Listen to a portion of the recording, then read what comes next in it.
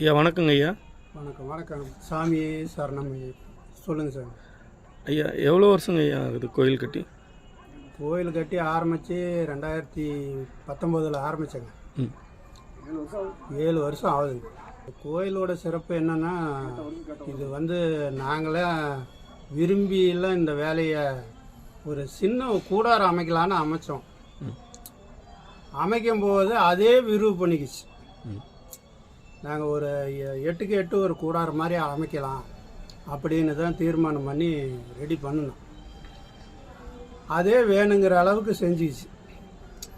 ஆனால் இவ்வளோ சிறப்பில் நிற்குமுங்கிறது நாங்கள் எதிர்பார்க்காத. கோயிலோட சிறப்பு என்னன்னா, கேட்டவங்களுக்கு கேட்ட வரம் கிடைக்குது.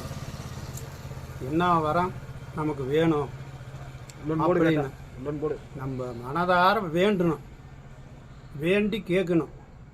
கேட்டோம்னா சிறப்பாக இருக்கும், நாம்ளும் சிறப்பாக இருக்கலாம். கோயிலுக்கு வந்துக்கிட்டு போய்கிட்டு இருந்தோம்னாலும் இன்னும் ரொம்ப சிறப்பாக இருக்கும்.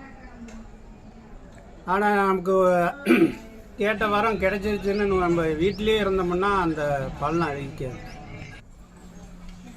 நம்ம பலனை கொடுத்தோட்டி போய்கிட்டு இருந்தோம்னா தான் நாம்ளும் நல்லா இருக்க முடியும். அந்த ஒரு சிறப்பு இருக்குது.